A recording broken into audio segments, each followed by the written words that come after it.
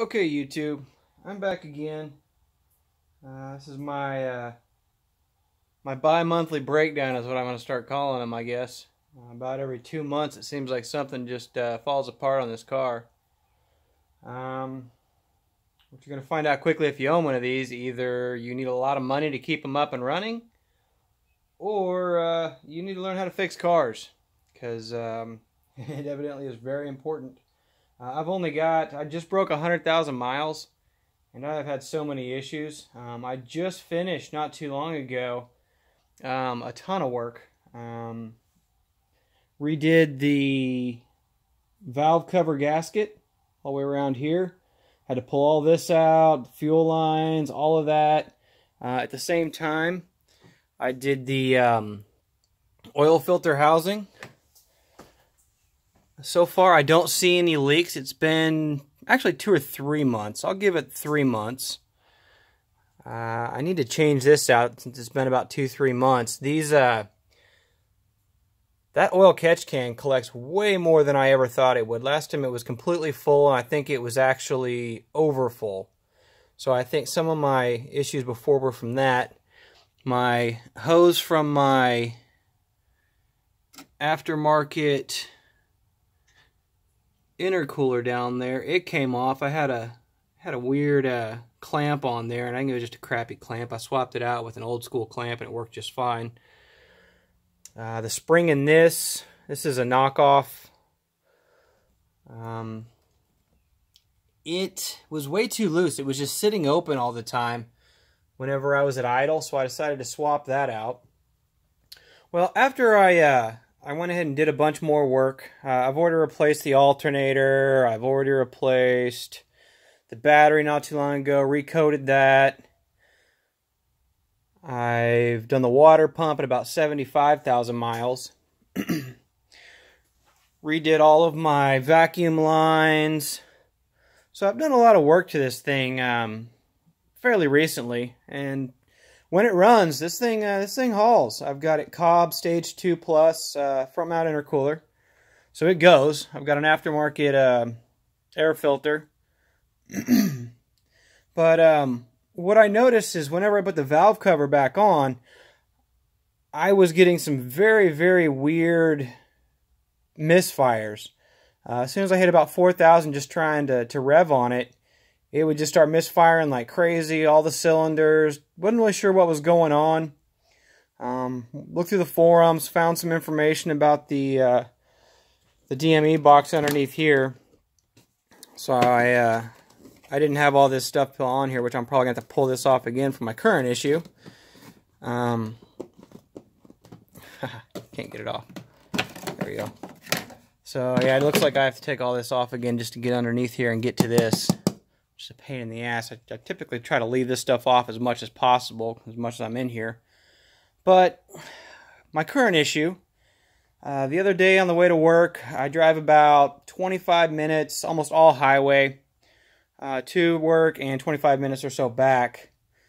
Colder than normal day. I think we had ice that day even, so it was a rough day on these rear-wheel drive cars with run flats.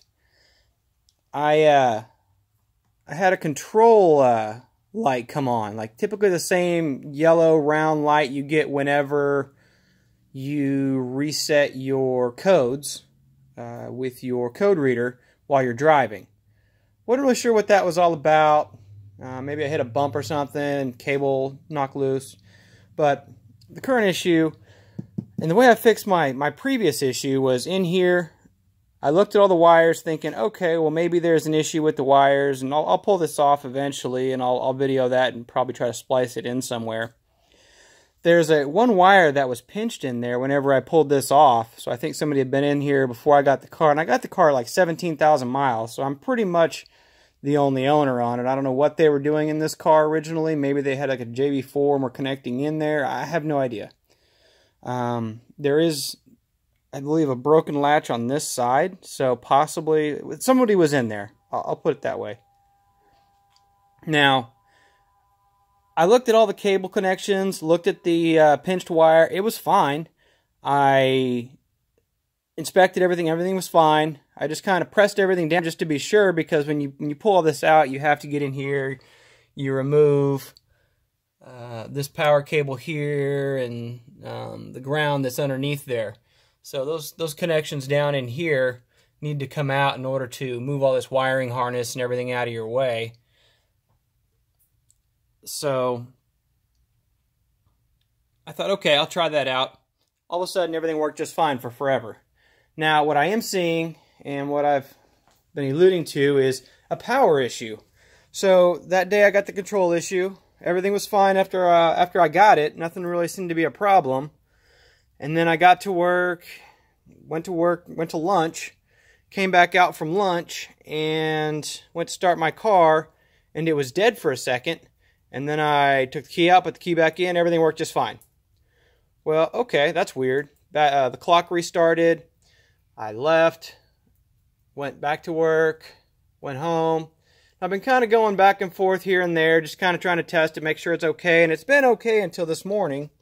And it was actually a pretty warm morning. I want to say it was in the 40s, which for this time of year is not bad. No power whatsoever. Nothing would light up, no accessory lights, nothing at all.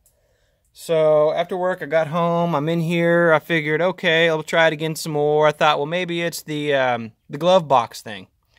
So I went in, pushed around on the glove box, tried to get that to do something. Nothing really happened. So I said, okay, well, maybe it's the battery. Came out here, tried the battery. See if I can stand this up for you. So in case you don't know how to check your battery, it's pretty easy. I didn't know. I had to Google it.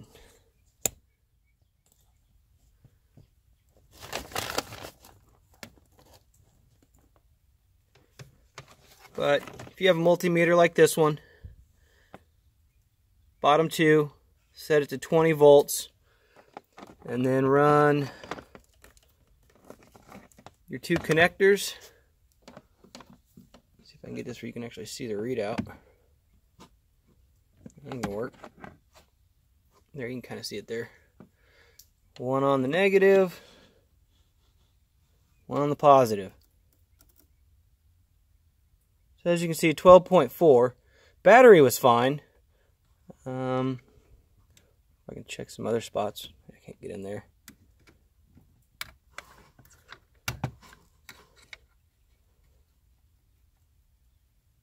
That one reads properly.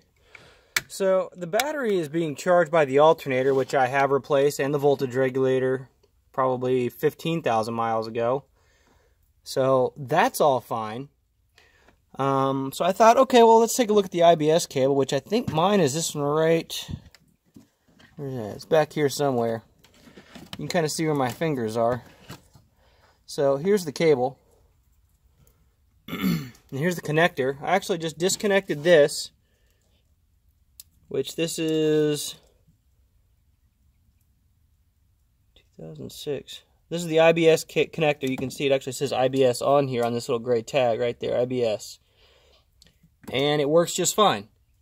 So not really sure what's going on with that, if I need to replace this connector. I really hope not. I'm getting tired of replacing things on this vehicle.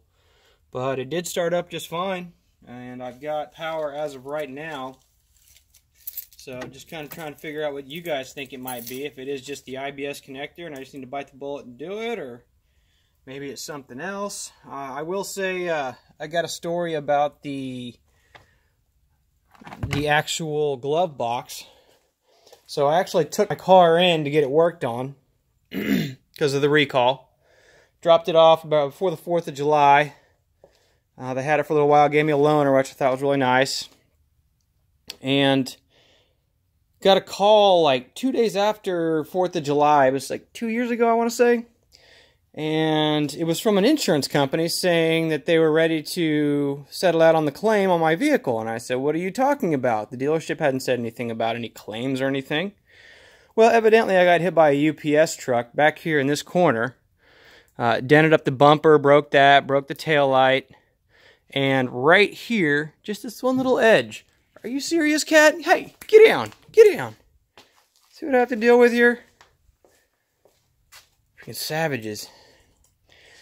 And I took it in 3 different times to this place here in Oklahoma City called GW & Sons.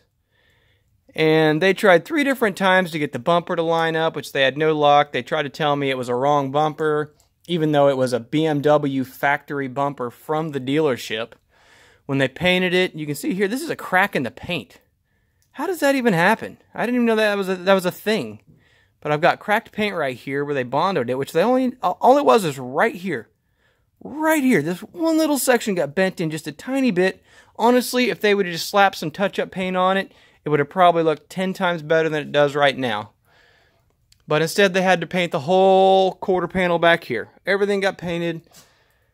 Little fish eyes here and there. Miserable experience. It doesn't look that bad, honestly, now that I've taken it back 3 times and had it redone. It's been a couple years now. But this is just unacceptable from a body shop. And this is like the prime body shop in Oklahoma City that does Ferraris, Lamborghinis, Bentleys, anything that's like high dollar. That's their bread and butter. And this is the work they do. This is fucking ridiculous. So that's my story with that. Now that being said, I am not positive they actually ended up doing the warranty work because of what happened to the vehicle. The last 2 times I was in there, I made sure 100%, hey, I need you guys to check the cabling. And, oh yeah, no, it says right here it's done. I'm like, okay, well, check the cabling. So I'm not sure if they ever even replaced it. I feel like I've still got issues that are related to that fuse box power cable connector. I'll leave this out here. This thing looks pretty gnarly. I'm not sure what's going on with this red connector right here, but if you look at it, it's all like twisted up and it doesn't look great. So I don't know if that needs to go or not. But I know from the different bulletins and from other people's videos, they should be taking this wire, I think it's this one right here that runs up here, and cutting it before the glove box. So I'm actually going to go check that. And if they haven't actually done that, I am going to be so pissed. You have no idea. I might have to record me going in there and giving them hell. So, anyway, that's where I'm at. Let me know what you think.